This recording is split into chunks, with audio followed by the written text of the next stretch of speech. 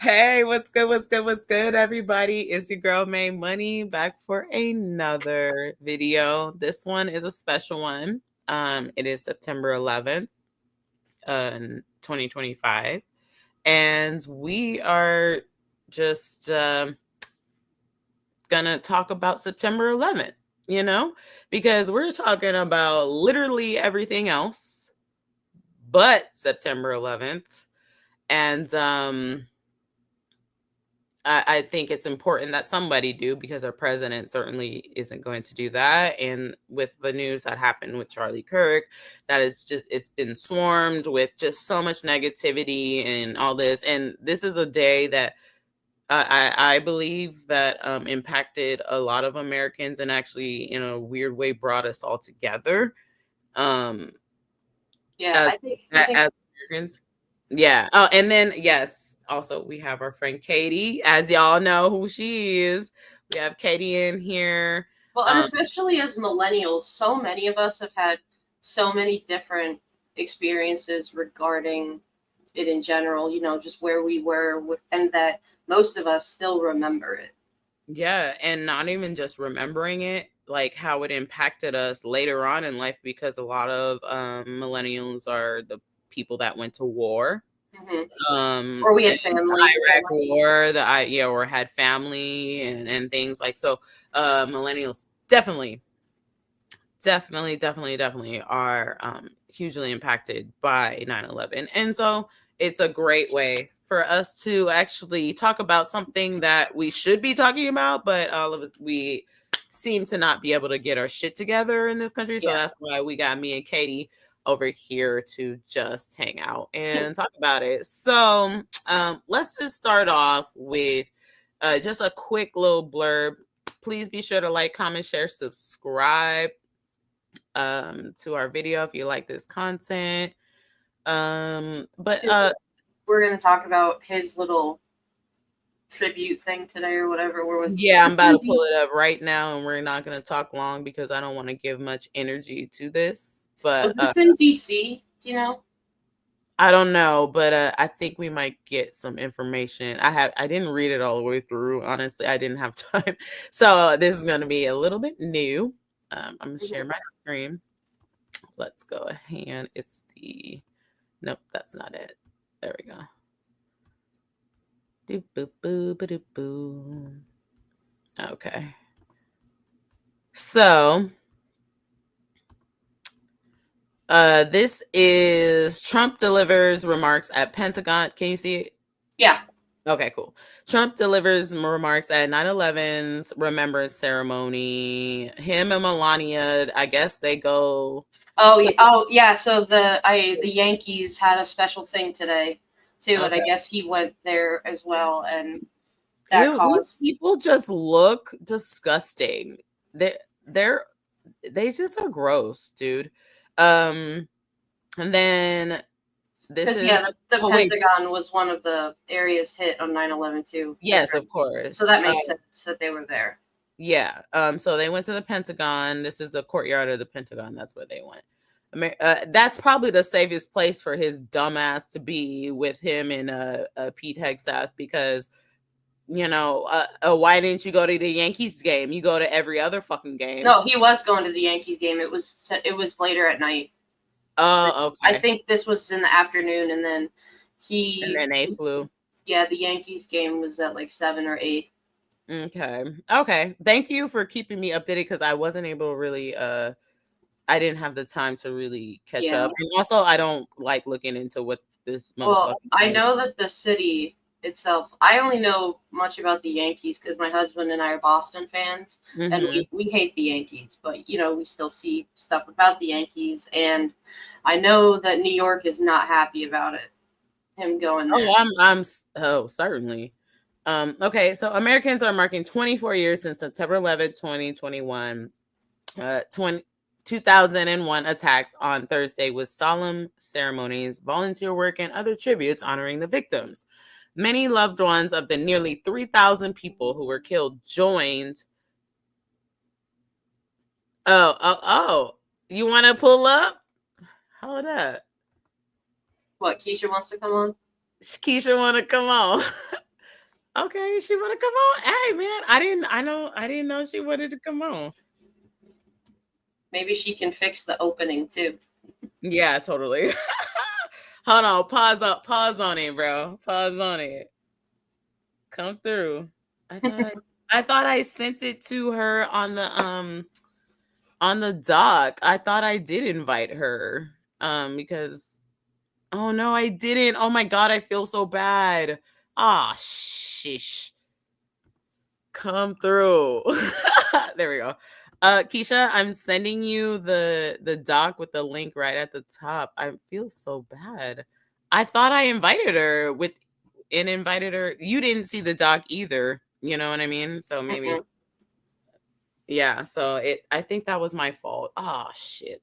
All right. Well, come up in if you want to. I'll see you in this live if you want to. Keep an eye on your text messages, okay, Katie? Sorry, audience. Yeah. But we don't have an audience. We're just recording. But anyway, so yeah, there was the. So for those who don't remember, 9/11 was the Twin Towers, the World Trade Center, New York City, and then the Pentagon, parts of the Pentagon, and then there was also a plane crash in Western Pennsylvania. Yes. And I think if I remember correctly, that was they were able to like it crashed in Pennsylvania because they were able to distract whoever was in the plane because there would have been a third plane that went through the Yeah. towers. Yeah, no. So there are a few different things that happened. There's another event that happened in Canada, like Yes, there's a musical about it. yeah, where Canadians helped out. I forget the exact name of it. Oh my gosh. Honestly, if somebody could pull that, Katie, if you could Give pull me that one up, second. yeah, we can add that to after the boat lift reaction video. So if y'all didn't know, Gander. Gander, In yes, in yes, in, you're in absolutely right. Newfoundland. Yep, Newfoundland. yep. Definitely listen to the musical. It's really, really good. They also, if you guys have Apple TV, if you guys have Apple TV, it is on Apple TV. They filmed it during COVID at the theater, and the music is amazing, and the show it tells a really good story, and it's even backed by some of the people that the cast originated like their roles, and like Mm-hmm. they made a really big thing about it, and I mean the town totally came together to help these people with food and shelter and clothing and blankets, and it's really cool how they came together with that. But anyway. Yeah, no, that was really cool, and yeah, with the Gander thing, and there are a few different things that happened this day that a lot of people don't know about. So that's why I wanted to do this episode to kind of educate people a little bit about what happened. So this is what Trump's dumpity dump, uh, booty butt cheeks, ass cheeks, piece Hankles of shit, McTaco tits. As pickles, our McTaco tits, smell like shit uh did today. So he went to the Pentagon, whoa whoa whoa. And then this is what he said. So okay, let me read it. Let me get my voice. Okay. President Donald Trump and First Lady Melania Trump attended the service at the Pentagon in Virginia, where 184 service members and civilians were killed when hijackers stole a jetliner into the headquarters of the U.S. military. Yes. This is what he had to say. On that fateful day, savage monsters attacked on that fateful day, savage monsters attacked the very symbols of our civilization. Yet here in Virginia and New York and the skies of remarks, which included candidates about victims of the attack, they stood their feet and they showed the world that they will never yield and we will never bend, we will never give up, and our great American flag will never, ever fail. Trump warned that if the United States is attacked, we will hunt you down. No, we will hunt you down. We will yeah, crush you without mercy, and we will triumph without question. That's why we named the former Department of Defense the Department of War. Oops, I'm supposed to hold my hand because I'm turning black and I hate that. He said, referring to the department's new secondary name. It will be different. We won the First World War. Oops. We won the Second World War. We won everything. We won everything before that, and in between, and then we decided to change the game. Okay, first of all, when he's talking about, oh, well, if you attack us, blah, blah, blah, we'll hunt you down. And we'll also take a $400 million jet from you. Well, I'm just saying. oh my, sorry, my phone is like making. Like, we'll take a jet from you and we'll do Bitcoin or whatever the hell with you, but don't attack us. What the fuck, dude? Like that's just like, look at all this warmongering right here.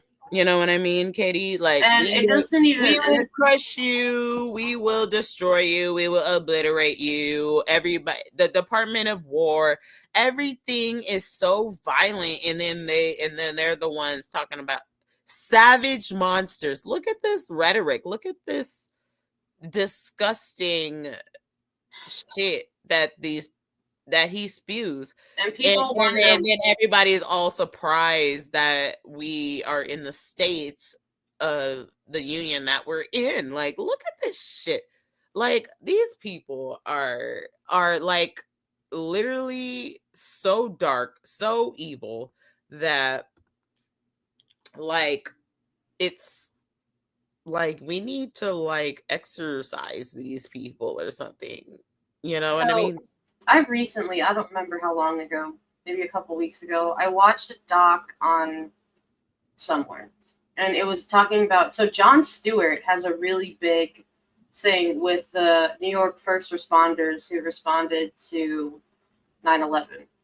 Mm-hmm. And because a lot of them now, 20 plus years later, well, I think this was like the early, maybe it was later 2000s, but they're all developing cancer now from going in and saving, these people's lives. Some of them have to get like limbs removed and just different stuff going on. And so Jon Stewart is a very big advocate for this. And he actually went like to Congress and stuff to show the seriousness of these bills, because like people,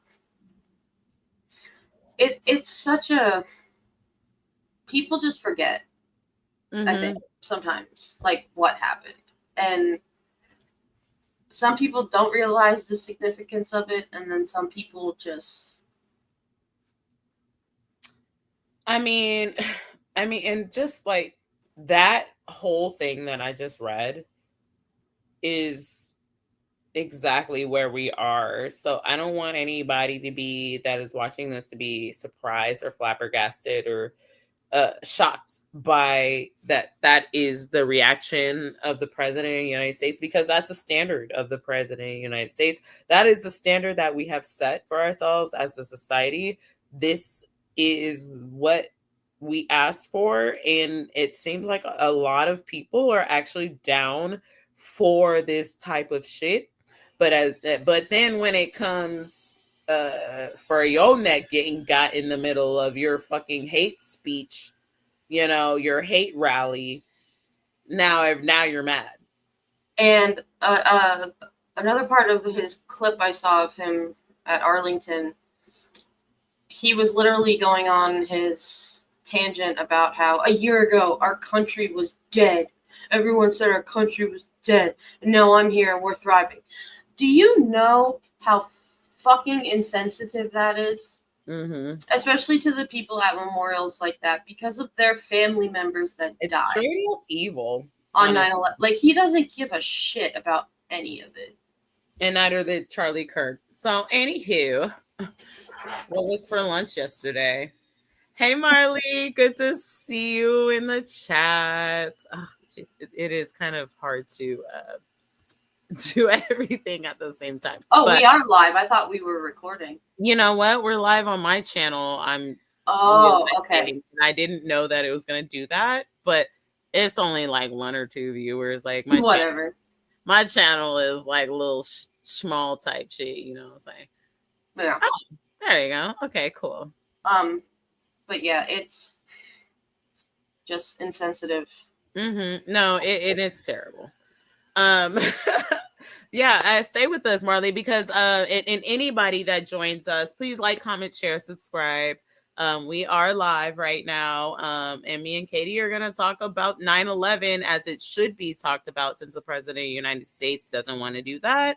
We decided that we was just going to have a homie session and share our experiences as millennials.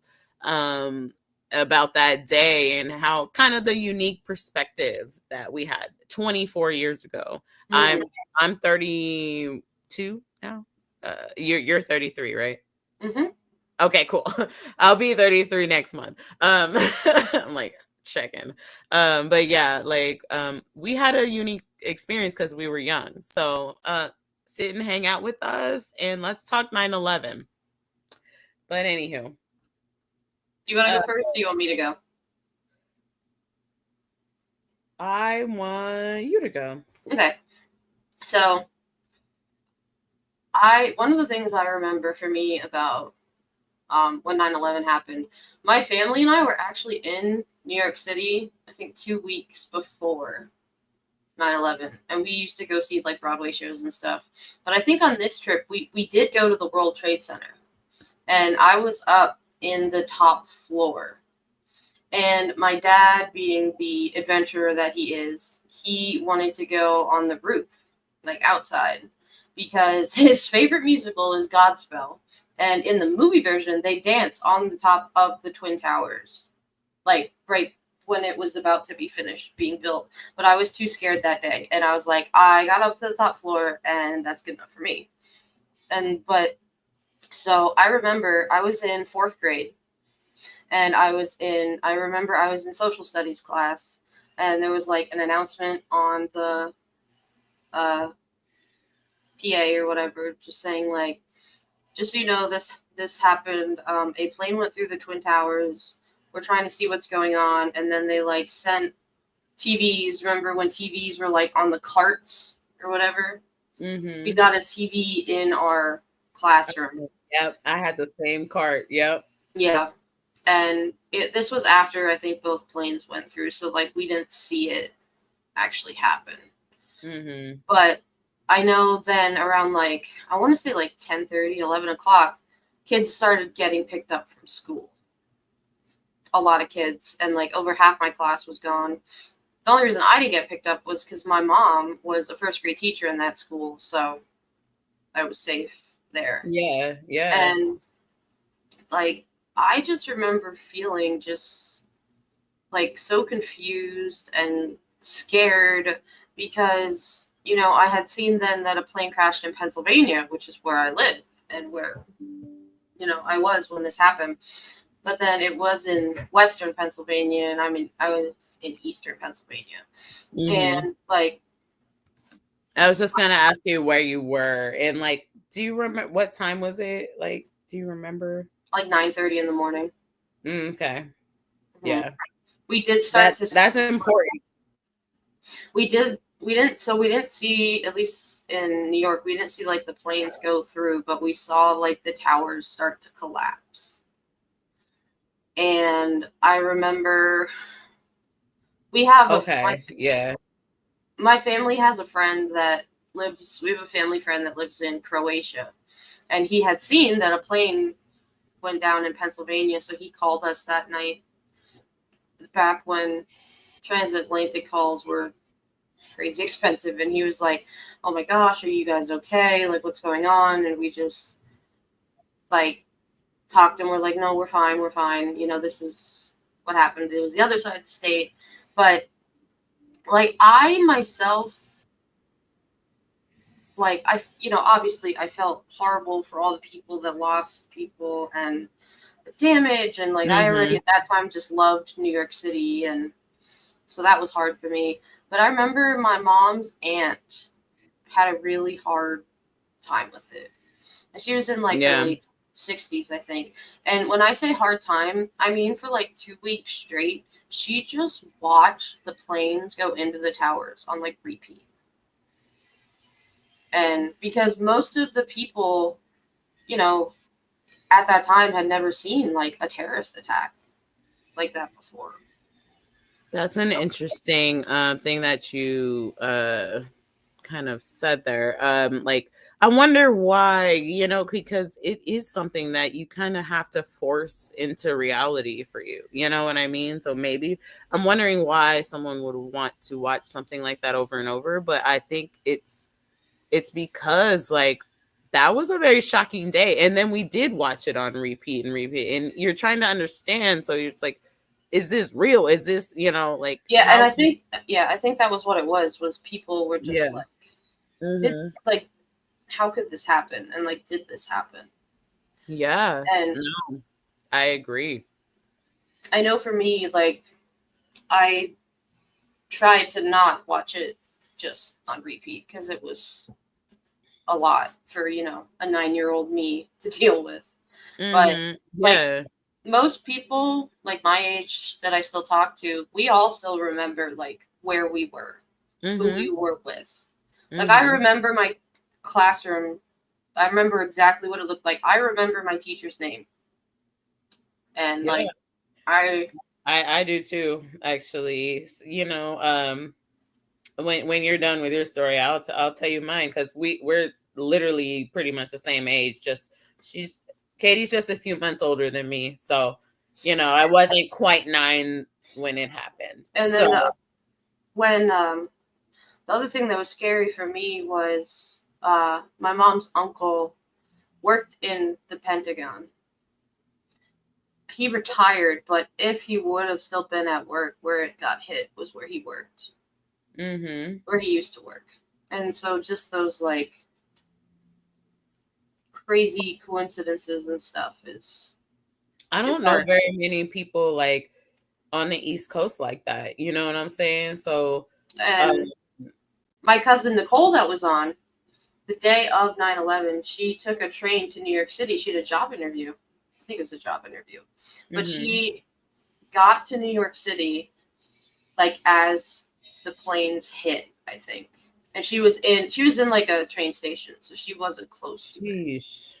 But like, my her parents like couldn't get a hold of her and were trying to like talk to her, and it like all the phones were down and you couldn't, like, I think she was there for like 16 hours or something. Yeah.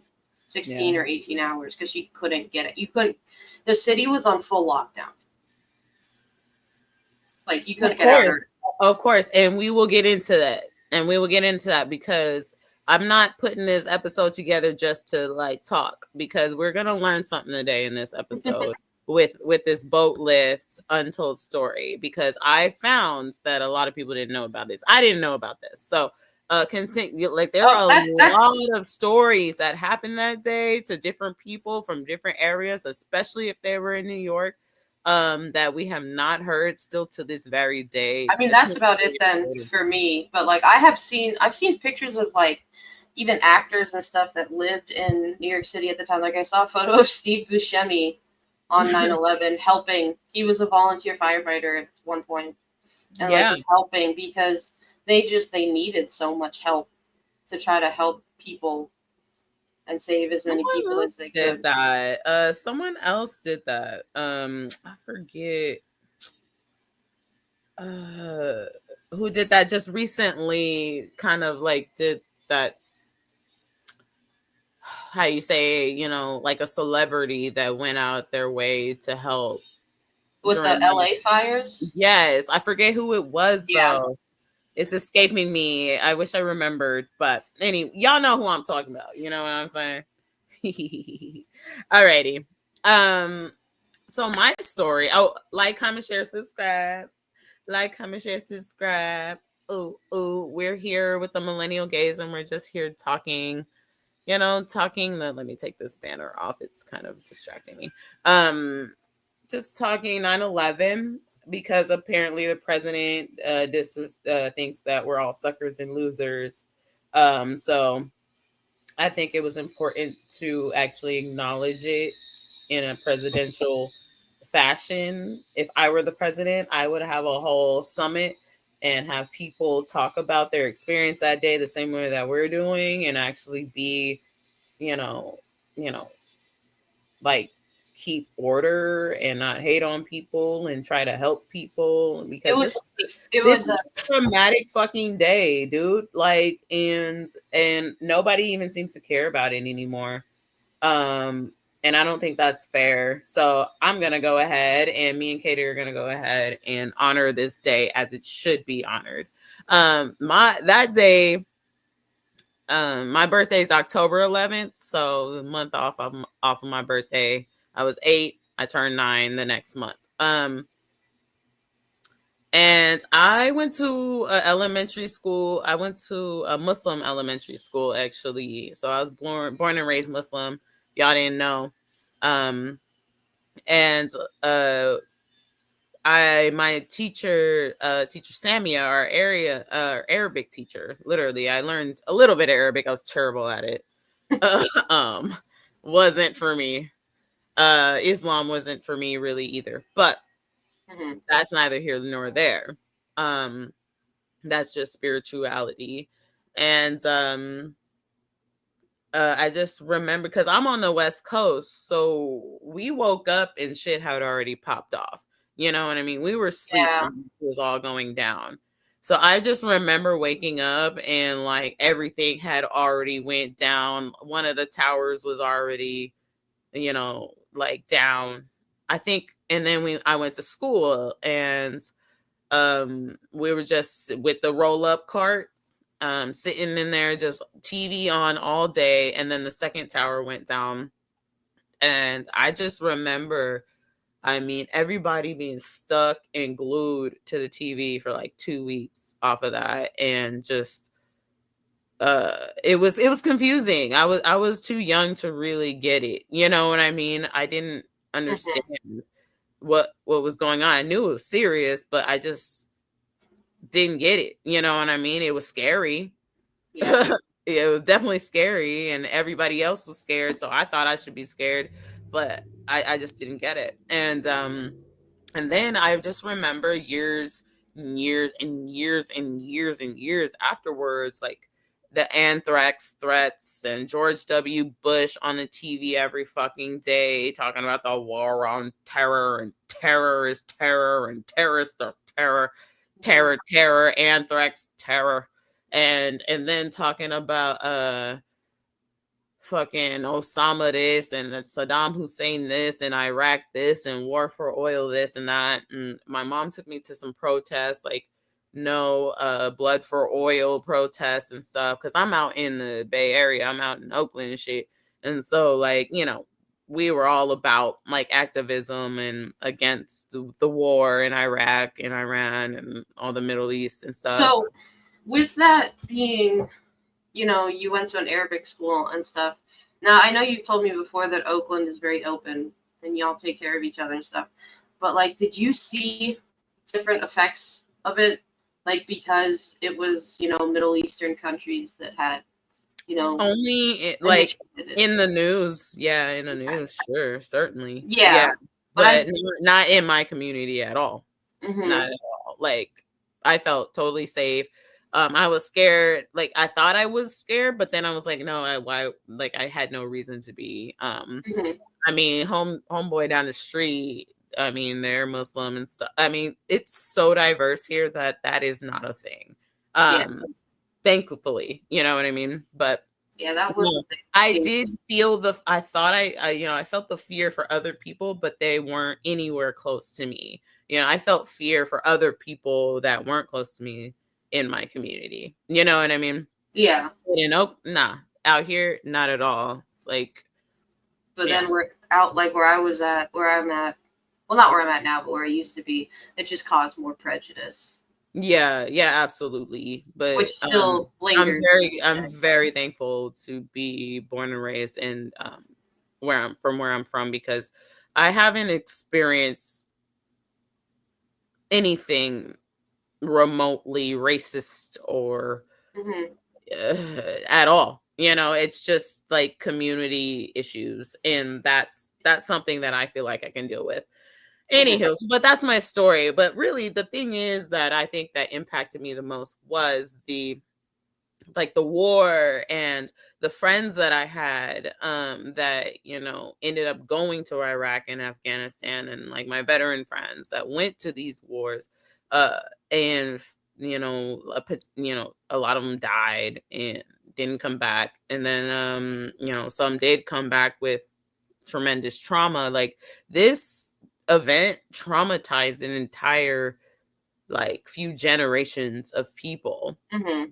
in some form or fashion. And we just seem to just be the most masochistic, fucked up, mentally fucked up country literally in all of the universe at this point. I don't even think it's on the planet. I think we as a human race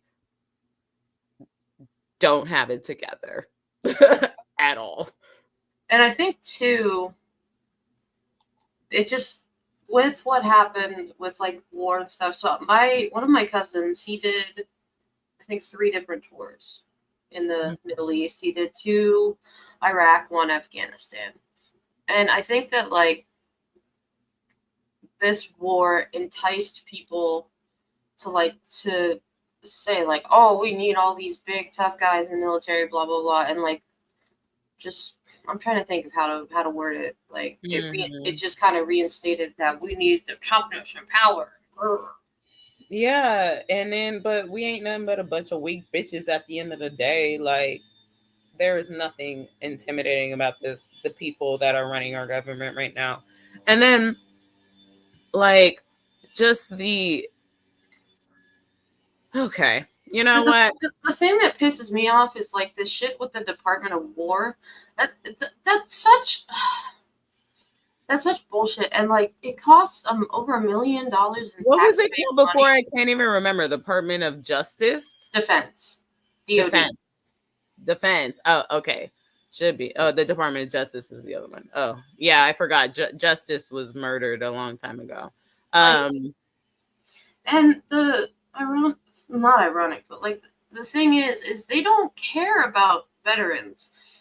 They don't care about the veterans. They don't care about the soldiers. And like, I'm a very anti-war, anti-gun kind of, anti-violence kind of person. But Sorry about the background noise, guys.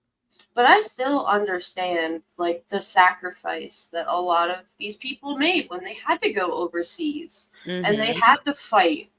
And I mean, I also know that like not every day it was like war, shoot, but like the sacrifice of leaving your family and leaving your loved ones for like months and months at a time, that has to be so hard.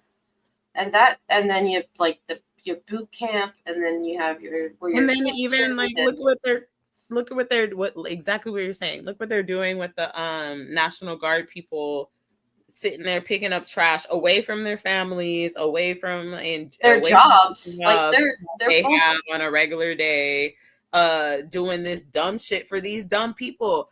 Honestly, I would quit that shit so quick. Why don't these people just stop? Just stop doing it.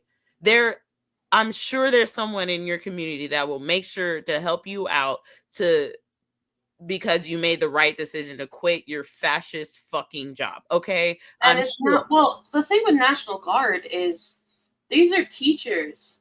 Yeah. These are like retail workers. They're not soldiers. Like, when you're in the Army, Navy, Coast Guard, like, you have certain positions in the military. National Guard is like, they do weekend stuff with drills. They're not full-time military. And that's what's even worse, is like them being there in DC, literally doing nothing, is taking away from them getting money for their families and like to pay their rent and to pay for food.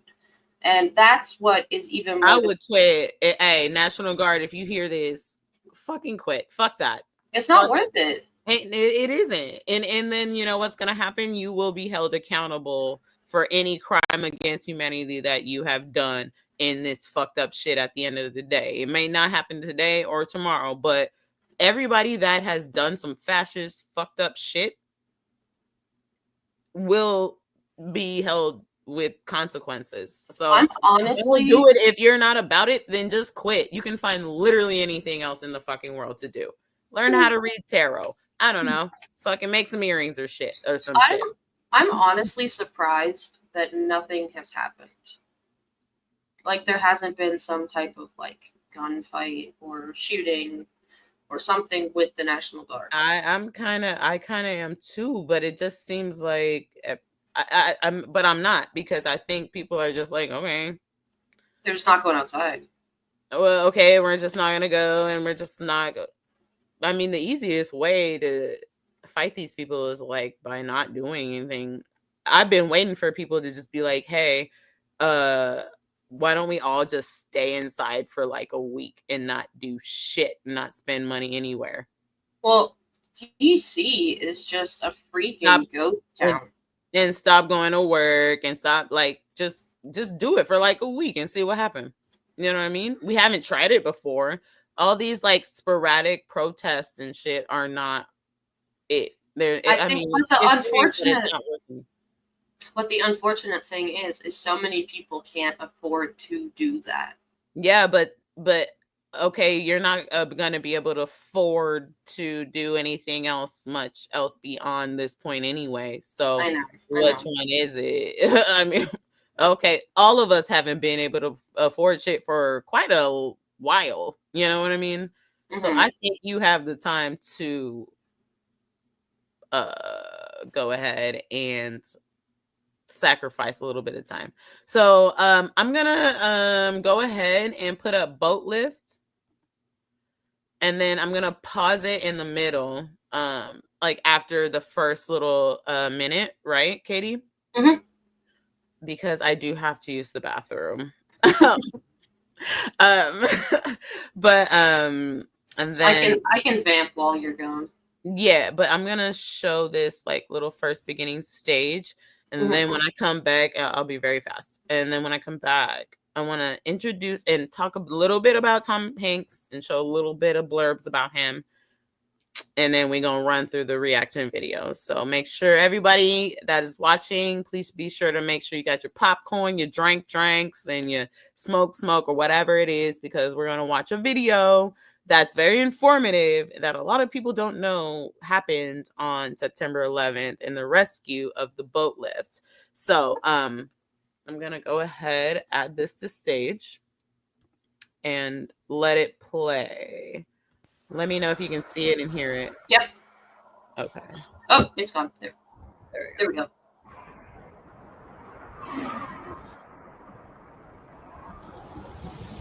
I thought I was I'll be watching right a back. movie, Towering Inferno at first.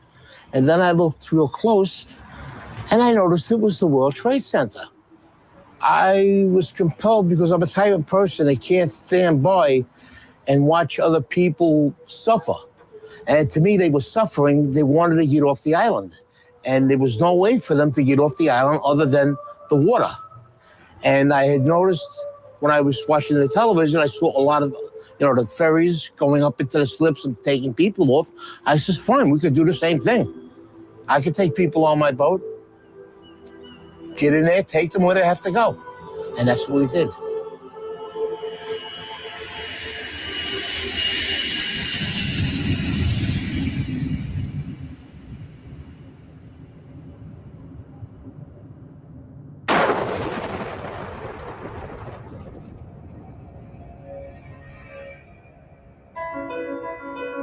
On the morning of September 11th, when the towers came down, millions of people ran for safety.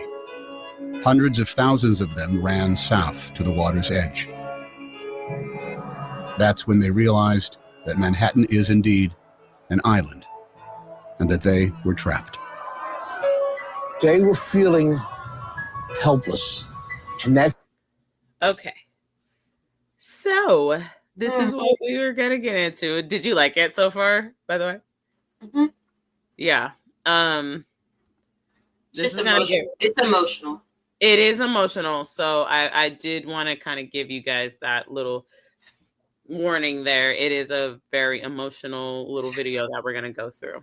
Yeah, I'm surprised that people don't realize that New York City is an island. Mm-hmm. Yeah, it's extremely informative. But the narrator, if you guys didn't notice, is Tom Hanks.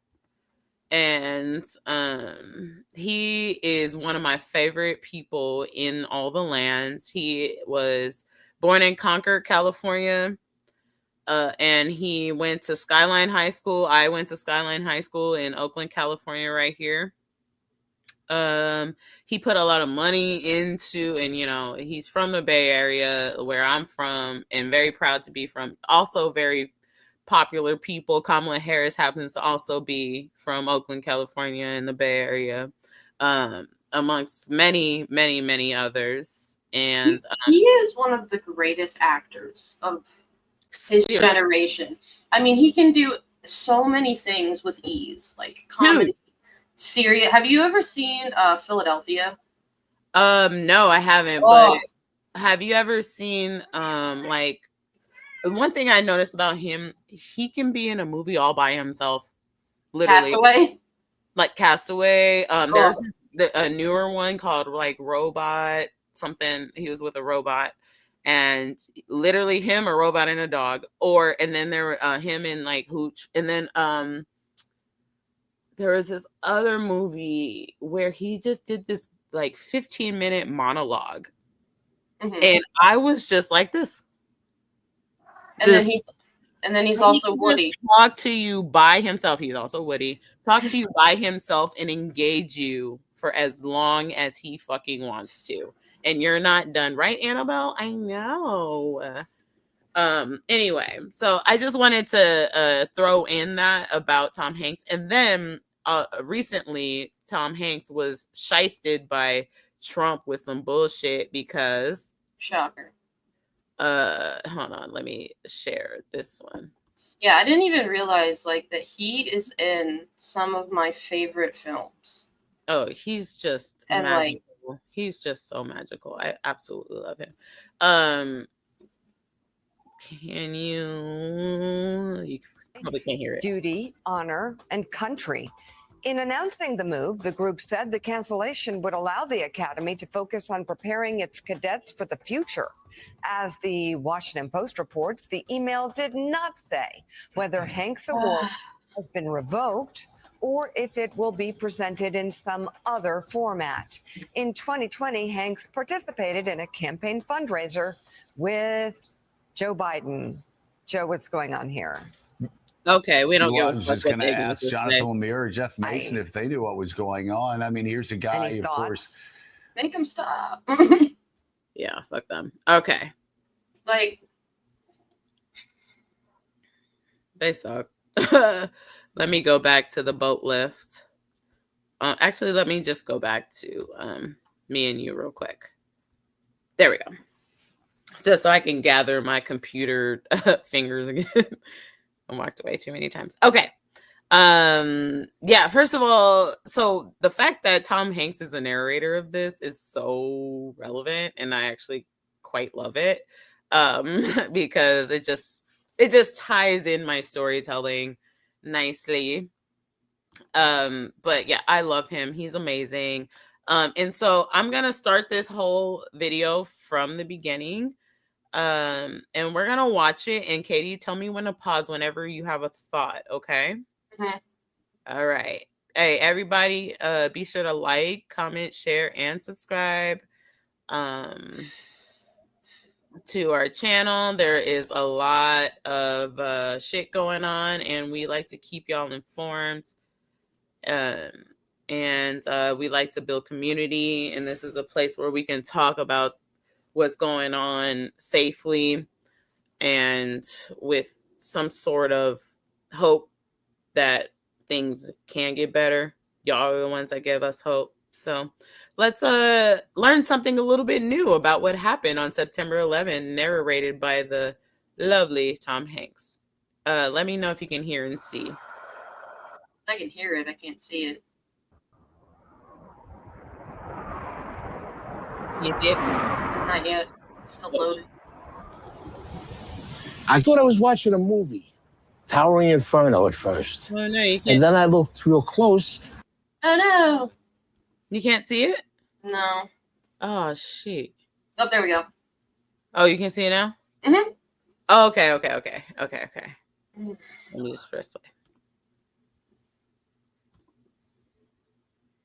Thanks everybody for joining. And I noticed it was the World Trade Center. I was compelled because I'm a type of person that can't stand by and watch other people suffer. And to me, they were suffering. They wanted to get off the island. And there was no way for them to get off the island other than the water. And I had noticed when I was watching the television, I saw a lot of, the ferries going up into the slips and taking people off. I said, fine, we could do the same thing. I could take people on my boat, get in there, take them where they have to go. And that's what we did.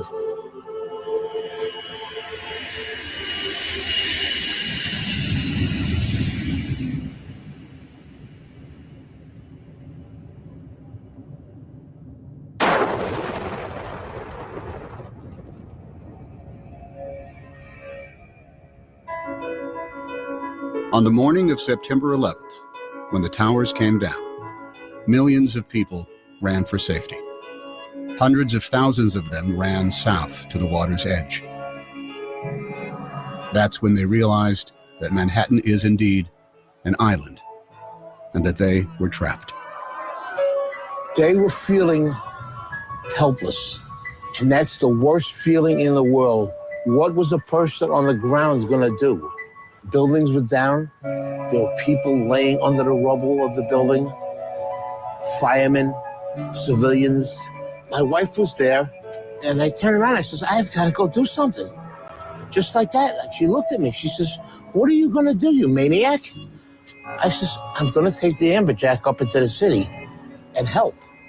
She says, but what if they're attacked again? I says, well, then that's something I have to live with. I says, I have to do what I have to do. I says, and nobody can stop me right now. Even if I save one person or I rescue one person, that's one person less that will suffer and die.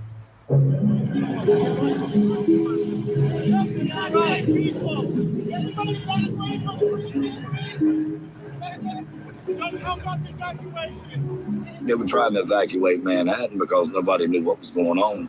You didn't know if something else was going to happen. It was just, a madness on one side and, and wanting to help people on the other side. They were just streaming out of the buildings. And the first mode of transportation they saw was a ferry boat. That's when they knew, this is how I'm getting out of here. So they didn't even care where the boat was going. There wasn't panic in New York in the beginning, just volume. It wasn't until the first building fell that there was panic.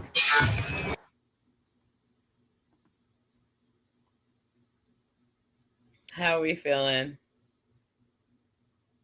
It's just hard to see because, so for me, New York is my favorite city in the world. I love New York. I love going to Broadway. I love the culture. I just love the feeling of the city. And I've never not felt safe there. Even as a young kid when I would go with my parents. And it's just so sad. I seeing just the aftermath and I remember people were missing for days and people didn't know if they were dead or alive and and something that's just sitting in my head right now is, can you everybody came together, everybody. Can you imagine if something like that were to happen now? How people would react? Because it wouldn't be like that. That's a good question to say for the end of this video. And I think I need to grab my little tissues. I ain't gonna hold you because I'm getting a little choked up on this one. I forget how this one kind of gets me because it just gets me. You know what I mean? Because and the fact that this is one of the stories that wasn't really told. Yeah. And it's the actual good part about it. You know what I mean? Yeah. All right, I got my little to-go pack. my cry to-go pack. I pulled it out of my backpack. All right. But yeah, anything else before I just continue? No. All right, let's go. I'm gonna just rewind it just a little bit. I'm sorry for this part is very kind of a lot. But we'll just go ahead and we gotta go through it. I'd rather go through something like this than, or not something like this physically or anything like that. Please don't misunderstand, but like talk about and remember something like this than talk and bitch about evil like Charlie Kirk.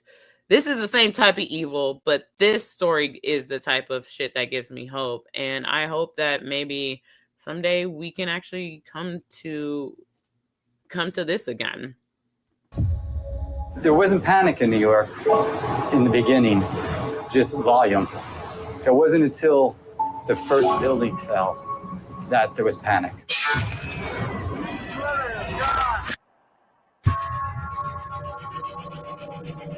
You heard the building go down, but we're in the slip, so we can't see it. That's when we started letting go, and then all of a sudden, engulfed. You couldn't see anything. People were actually jumping into the river and swimming out of Manhattan. Boats were very nearly running them over. Wait. These people wanted out of Manhattan no matter any way they could. Somebody wants you to go over there. Every mode of transportation out of Manhattan was shut down. All the subways were shut. The tunnels were all closed. They closed the bridges. They closed everything immediately. Boats, usually an afterthought in most New Yorkers' minds, were for the first time in over a century the only way in or out of Lower Manhattan. Start evacuating people. Anybody can get over here. We're going to evacuate. The process that actually had already started. There were some boats that were grabbing people, that people were lined up at the walls. On the left. It's just human nature. You see people in distress on the seawall in Manhattan begging you to pick them up. You have to pick them up. They didn't know what was going on. They seen the building getting hit with these two planes. As far as they was concerned, we were being bombed. I was wondering if they were going to come on the boat, if they had people with bombs, or if they were going to come on. We're a big orange target in the middle of that harbor. My job is to keep the boat safe, my passengers safe, my crew safe. Everybody was in shock, running around. They didn't want to leave their families. They had loved ones running around the city. Anybody has a baby? Nobody has it. There was one guy ran from the apron and jumped onto the boat. He grabbed onto the metal, climbed up right next to the pilot. So I'm going out there to say something. He slides down to the next deck. So the deckhands get him and go, what are you doing? He goes, I'm jumping for my life. So, you couldn't argue with him there.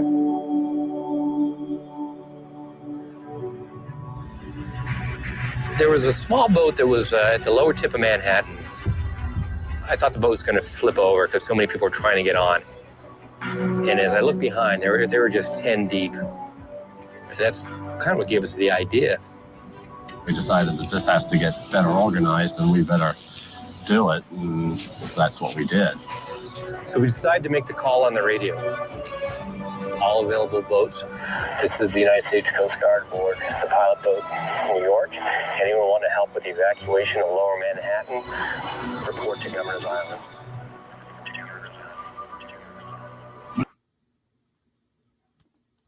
Any thoughts so far? That's such bravery because nobody knew, what was going to happen next. The planes hit the towers. Nobody knew, if there were other planes coming, if there was, bombs that were going to go off, or if there were, people on the street that were, sleeper cells or what. But, the fact that they saw people in distress and just jumped and went, we got to help them. You don't see that. You don't see that anymore. Yeah, you don't. People actually literally just film and record people die now. I know, if it were me and I were out now and I saw somebody try to get picked up, I would step in. I wouldn't be one to just take out my phone. I'm just, bruh, juke them or something. I mean, come on, man. At least give them, get it in their face. Yeah, do something. Shit. Like people are just like watching people be brutalized. I can't just record that. That is not something that I'm willing to record. Yeah. I'll hand my camera to somebody else and make sure that they record. But like, no. Like, and one of them was talking about how they saw the band jump on the boat or whatever. Mm-hmm. And they were just like, he's like, yeah, I'm jumping for my life. Yeah, that doesn't. If that were to happen now, they would like try to get. They would be like, get out of here. They would like throw him off the boat. They would throw him off the edge, like, and make him walk the plank. Or they'd be like, "What party do you support?" Whew. Like, right? He would have a whole questionnaire.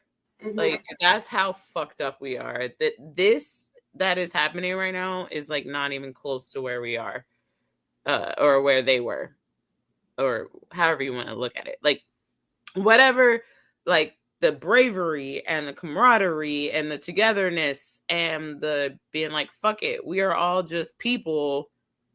That unity is, I think, like negative unity at this point in our country. It's, prove me wrong. I was uncertain of who was going to respond. About 15, 20 minutes later, there are just boats all across the horizon. Literally 100 targets converging on the lower part of Manhattan. When we came out of that dust cloud, tugboats, I've never seen so many tugboats all at once. There was just like a fleet of tugboats headed to Manhattan. If it floated and it could get there, it got there. All different size, shapes, and forms. I mean, and they were zooming across this water. Ferries, private boats, party boats. I worked on the water for 28 years. I've never seen that many boats come together at one time that fast. One radio call and it just came together just that fast.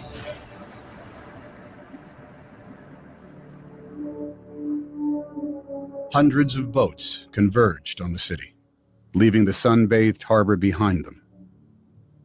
Dead ahead, the unknown.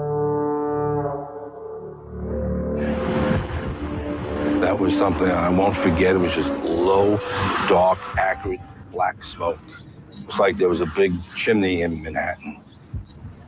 When we pulled into Pier 11, the dust was unbelievable. And then out of nowhere, you just kept on seeing people coming. They looked like zombies coming through the fog, and you knew that those were human beings. Don't leave us. Please don't leave us here. Take us. At that point, the Coast Guard said, not how many people are you allowed, how many people can you fit? Come on, guys. Anybody coming? Get your ass over here now. Now. Come on. Boats started hanging, literally would take a bedsheet off a bunk and then a can of spray paint and paint their destination on.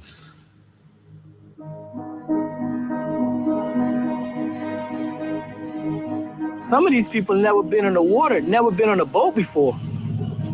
Housewives, workers that do windows. We had executives. And the thing that was the best, everyone helped everyone. I want you to hold my hand, come on board. Get inside. One at a time. I saw 4 businessmen lifting up an old woman with a seeing eye dog, a German Shepherd, and they lifted her up like a surfboard and passed her over the handrails. When we would carry a load of people over, and there was somebody standing there that seen their husband or wife, that made us feel even better, Well, at least we got 2 back together, Keep on going, The guy that works at the ferry, he's a welder. His son was on my boat. He actually came up.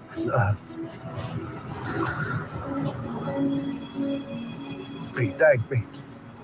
We went back and forth all day long, carrying boatloads, as many as our boat would hold. And it's a lot of people. A lot of people. You couldn't have planned nothing to happen that fast, that quick. No training. This was just people doing what they had to do that day. You forget all about what you're supposed to do, what the teacher's school, and you say, you know what, morally, this is the right way to go, and deep down, this is what I'm gonna do.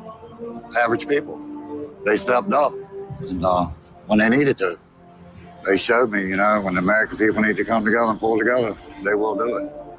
I do feel a way honored that I was a part of it. It was the greatest thing I ever did with my life. The greatest day that I've ever seen in all my boating. I mean, my life on the water. The Great Boat Lift of 9/11 became the largest sea evacuation in history. Larger than the evacuation of Dunkirk in World War II, where 339,000 British and French soldiers were rescued over the course of 9 days. On 9/11, nearly 500,000 civilians were rescued from Manhattan by boat. It took less than 9 hours.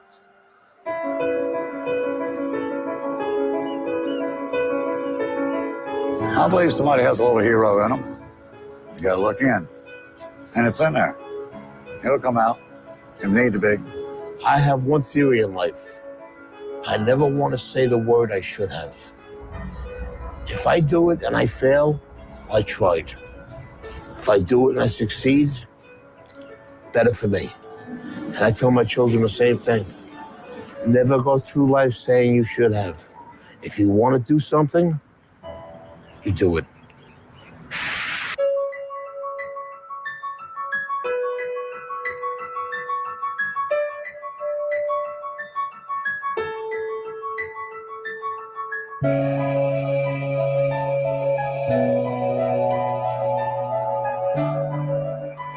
Don't pause it. Then. Sorry, I'm trying to.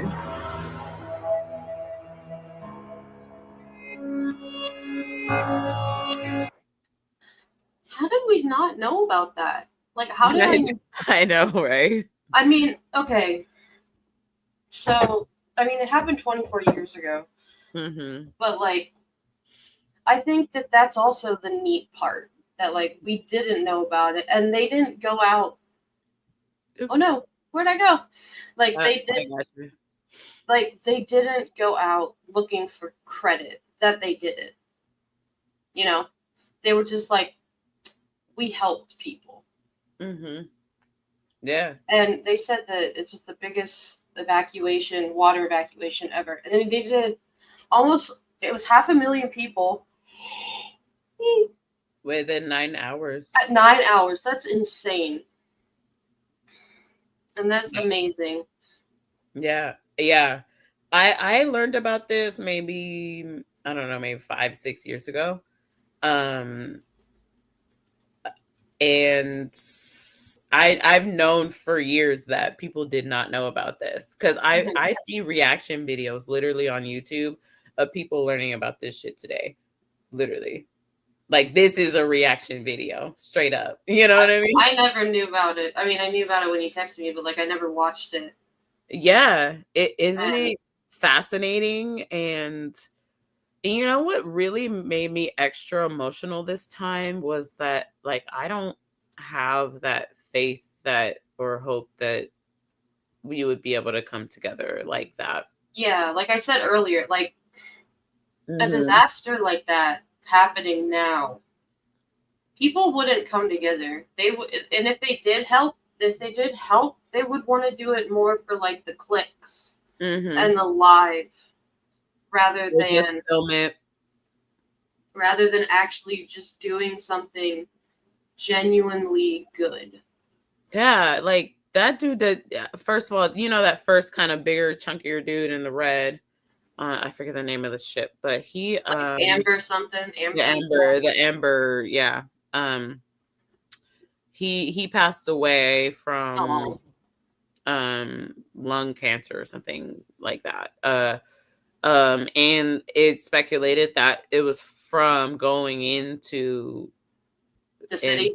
The city that time, you know. Well, yeah, like I had said before, all the first responders, so many of them are so sick now from the chemicals and stuff that were in the building. I mean, did you see how just covered in shit people were just trying to get out of there? And how far it spread. Yeah. Because you have to remember, the towers at one time were They were the tallest building in the country. Mm-hmm. And so that height and all the stuff that was inside the buildings, Mm-hmm. and then, you know, just thinking of the materials and the chemicals that mix. And the jet fuel and the... Yeah, and all the fluid from the planes and then whatever people had on the planes. And then just all that concrete dust, stucco plaster shit. Mm-hmm. Just like a plume of just shit. Yeah. It is like pretty much like if you survive, and there are people that were in the building that survived that shit. Yeah. It's just crazy. There are a lot of videos of that I've seen. I've seen videos of people that, as the tower was falling, they jumped out. Oh, there are a lot of those. Those are just heartbreaking. There's like this eerily beautiful picture that I saw today while I was, trying to just pull up the stuff of this man. And I've seen the picture before, but he's just like in this dancing position, falling out of the window, like from like the top floor of the I think I've seen that too. And he's kind of like dancey about it. Let me see if I can just pull it up. I mean, it shouldn't take long. I'm just like in a weird view here. Let me see if I can find it. But yeah, it's just, dude, man in out the. I still remember the one photo of like, I think it was some firefighter was like carrying a priest out or something, like in a chair, because he was just so. And it was. Yeah. I mean, it's just. I remember that's what we should be like honoring and remembering right now. And we're over here talking about one of the worst people that's ever walked the fucking planet every fucking day. And that's why I'm glad I wasn't on Don Lemon's show today, because I didn't want to sit there and talk about that. I don't need to talk about that. What happened to this motherfucker happened, and honestly, he manifested it. Fuck him. He was horrible. I would rather look. I saw somewhere today. Educate my people about this. This is what happened. You know what I mean? I saw on the channel Secular Talk with Kyle Kaczynski today that I've seen that, yeah. So Charlie Kirk was wearing a bulletproof vest. And I guess the bullet hit the vest and then it popped into the neck, the bullet. So then that was why, if he wouldn't have been wearing the bulletproof vest, he probably would have lived. Because like it hit the bulletproof vest and ricocheted into the jugular. No, I don't agree with that at all. You know why? Hold on, let me stop sharing real quick. Just because it's not. Let me just put this banner on. Give me the spiel real quick. If you haven't yet, hit the like, hit the subscribe. We're Millennial Gaze. We do our live shows Monday, 4:30 Pacific, 7:30 Eastern. So come check us out. Hang out with us. I don't agree with that. First of all, if you are a trained military person, or if you know anything about trying to like end somebody like that, you don't aim for the head. First of all, you aim for the neck or the chest. So if he was known to wear a body armor, then you would aim for his neck anyway. That's very true. And so if it ricocheted off and went to his neck, then that means the person was even a better shot. You know what I mean? Like, I mean, like, take Legolas from Lord of the fucking Rings. I mean, there's a lot of moment where he's like, aim for under the neck armor or under like their underarms or like their chest, or the plates in their chest. That's where, I mean, that's like strategic military like basic kind of tactical warfare, I guess you could say. So all that like, oh, it bounced off. No, they aim for the neck. Okay, that was a sniper, dude. He got sniped out. I don't know who or by what, but whoever murked him knew what the fuck they were doing. Okay, I'm just gonna let you know that right now. As we were saying earlier, just about like I had mentioned that I can't imagine camaraderie like this. Hi, Annabelle. I can't imagine camaraderie like this happening today. I can't. Yeah. No, I agree with you. Because you know that if one of the first things I thought of was, thinking of those people like trying to escape on the boats and like help each other. My first thought was people would push each other into the river to try to get out. Like there would be no helping. Yeah. There would be like, I was here first, or I do this, or I do that. And that's the kind of stuff that scares me. Yeah, no, and it should scare you. That's what scares me too. I believe like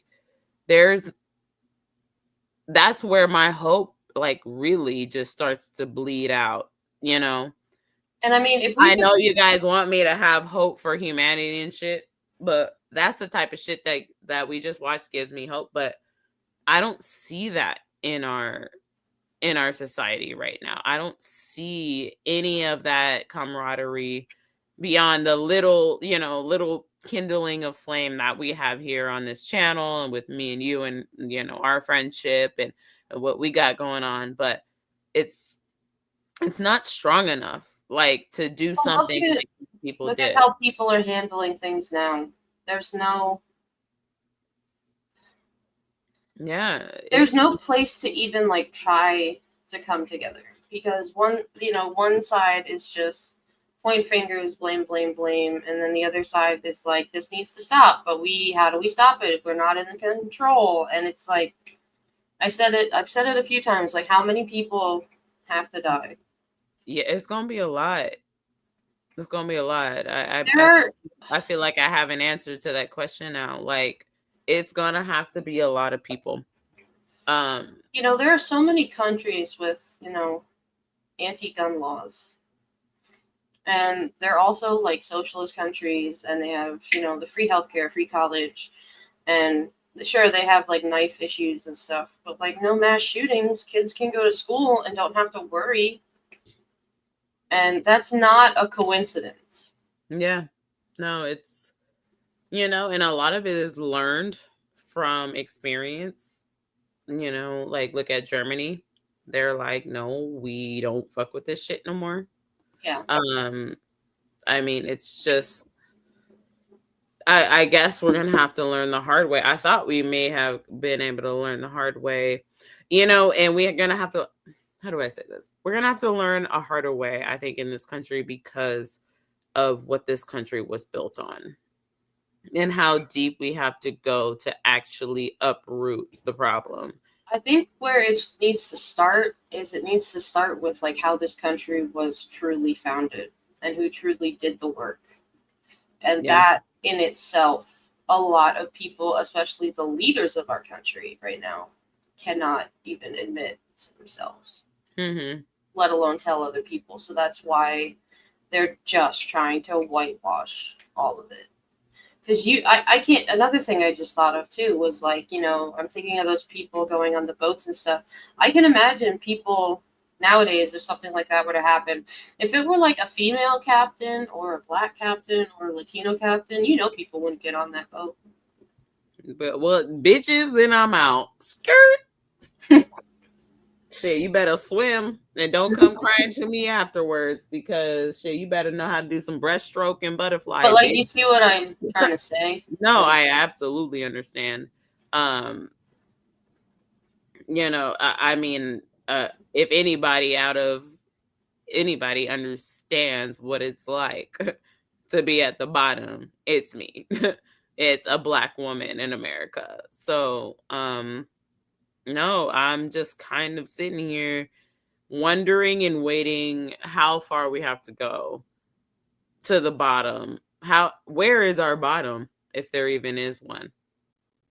I don't, and that's such a good point because like I don't even know where the bottom is, because, you know, the stuff now with, I knew when Charlie Kirk died that they were going to make a martyr out of him. What? And I just saw, hold on, I have to find it. I just saw that Nancy Mace has requested to Congress that they should put Charlie Kirk in the rotunda in the Capitol for his funeral. Like, they did that with the Minnesota lawmakers, which is who it's for, but not. They're gonna put his hairline in the rotunda, just gleaming. Oh my God. You know what? Let them do it. Honestly, they have disrespected. There is nothing worth keeping, or fuck it. Okay, destroy the entire Smithsonian. It's fine. We have the history. We have the internet. We are not going to lose our culture. Y'all didn't even have any fucking culture in the first place. Not you, Katie. But like, you know what I mean? But like, fuck them. Go ahead, destroy the shit. Blow up the fucking White House if you want to. If that's how fucking serious you feel about it. I don't care, because like, Black people We're did not that condoning on violence. slavery. We're not condoning violence on this channel. No, we're not. No. They can blow up the White House. Go ahead and do it. You know, one of the things that obliterate the Smithsonian. Put as many racist statues as you want on all over the place. Nobody's gonna give a fuck, because nobody is scared of these people. They're cowards and they ain't shit. Okay, so put as many R.E. Lee or Robert E. Lee fucking monuments as you want on the shit. But if you come over to my house on some bullshit, we're gonna have a problem. Period. I'm very, not that the Democrats have been doing much at all, because I still think that they could just be doing so much more than what they're doing, because they're just like clutching their pearls and licking their wounds. But I am thankful that all of them responded appropriately. What's appropriately? They responded with they responded with violence is not the answer, that kind of thing. Like, you know, violence is not the answer, this shouldn't be happening. That kind of basicness. Not these fucking MAGA asshats that are going like, this was the leftist liberal scum, and this was all their fault, and blah, blah, blah. We need to wage war. Like, do you realize what the fuck that's gonna do? Mm-hmm. I live in a bluish area, so like, I'm okay. But there's certain places in this country I would not go near with a 10,000-foot pole. Oh, girl, if they are initiating places that in this country, yeah. I would definitely not go to with my black ass, and I'm telling you that right now. Like, there are places that I'm terrified to go to. So because I remember one of the things I do remember after 9/11 happened was a lot of racists really started to come out. Mm-hmm. Because of, you know, all the stuff with the Arabic countries, and like, so anybody, I know in my area especially, like anybody that was even a little bit dark, no matter what, they were like, oh no, we must hold our purses and lock our doors. Like, yeah.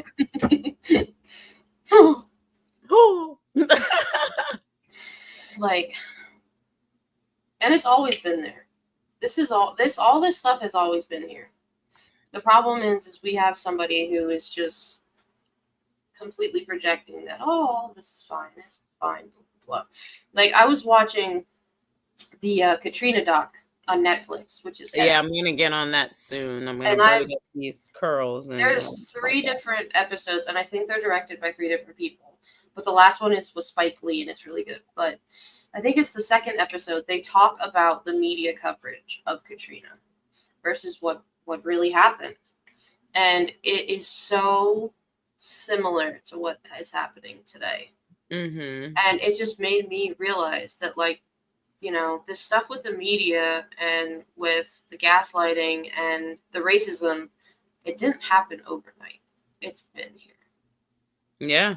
And I'm glad that there are platforms like Netflix that are showing, what really happened. And we need that.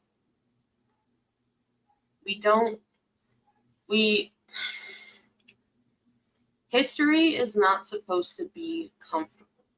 It's supposed to help us learn from our mistakes. Mm-hmm. And if you want to try to whitewash history or Disneyfy it or whatever, we're never going to learn and we're never going to grow. Yeah.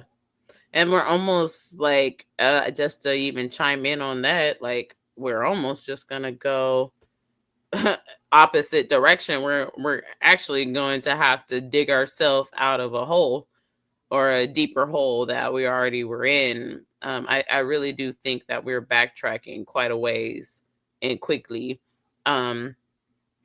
So that's why I wanted to, and first of all, thank you everybody for being here. This was a really good conversation, Katie. It's deep.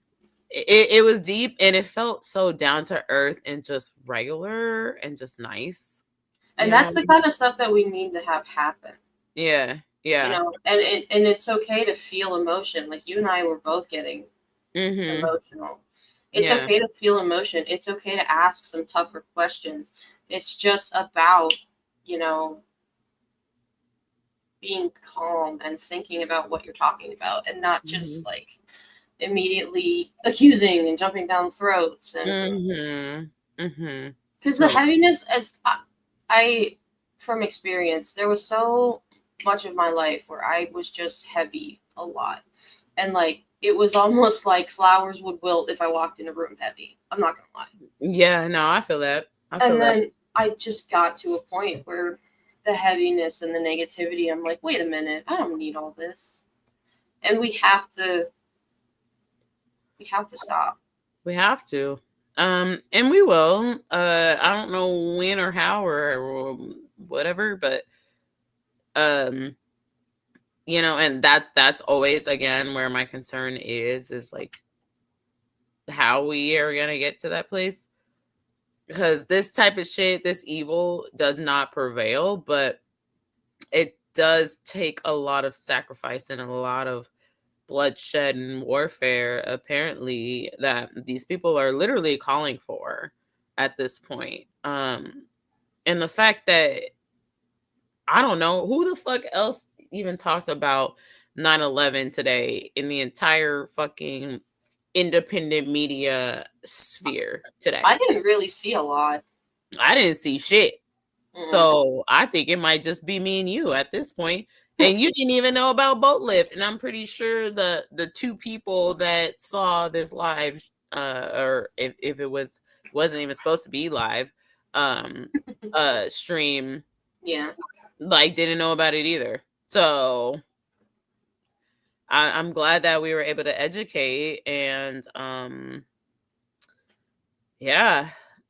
but I do feel better. This is the type of shit this is the type of shit that gives me hope though, for real.